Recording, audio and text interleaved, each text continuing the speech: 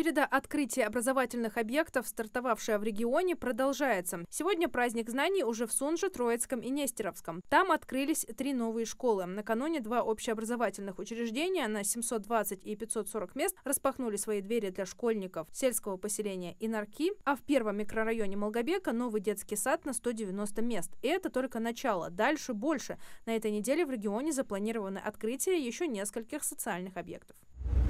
Глава Ингушетии Махмуд Али Калиматов поздравил ингушских тележурналистов с Всемирным днем телевидения. Цитата. «Сегодня Всемирный день телевидения. Праздник, учрежденный Генеральной Ассамблеей ООН. Он призван подчеркнуть особую роль этого средства массовой информации в современном мире. Поздравляю всех сотрудников НТРК «Магаз» и филиалы ВГТРК, ГТРК Ингушетия с праздником. Желаю интересной работы, качественного и содержательного наполнения ваших программ, плодотворных идей и благодарных зрителей».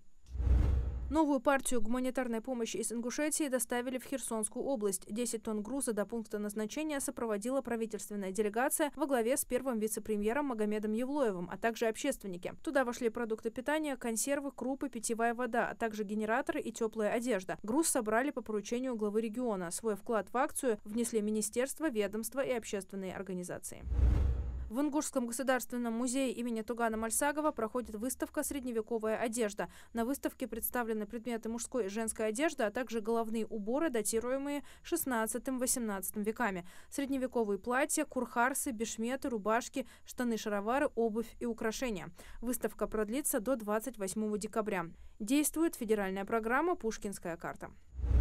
Президент России Владимир Путин проведет прямую линию и большую пресс-конференцию в совмещенном формате в один из четвергов декабря, сообщил пресс-секретарь главы государства Дмитрий Песков. При этом конкретную дату мероприятия Песков не назвал, пообещав сообщить об этом дополнительно. Ранее в Кремле заявили, что прямая линия и большая пресс-конференция запланированы на вторую половину следующего месяца. В прошлом году мероприятие также проходило в совмещенном формате. В зале вместе с президентом находились журналисты, а по видеосвязи подключались жители страны.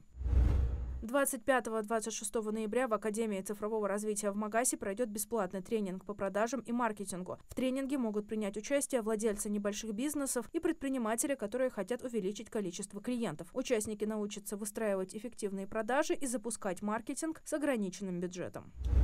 Минпросвещение пригласило школьников и их родителей принять участие в разработке стратегии развития системы образования страны с перспективой до 2040 года. Подключиться к инициативе можно, пройдя опрос «Будущее образования в России-2024» на госуслугах. Помимо сотрудников министерства, в разработке уже участвуют эксперты в области образования, преподаватели и ректоры ведущих вузов, а также представители бизнеса и частные государственные компании.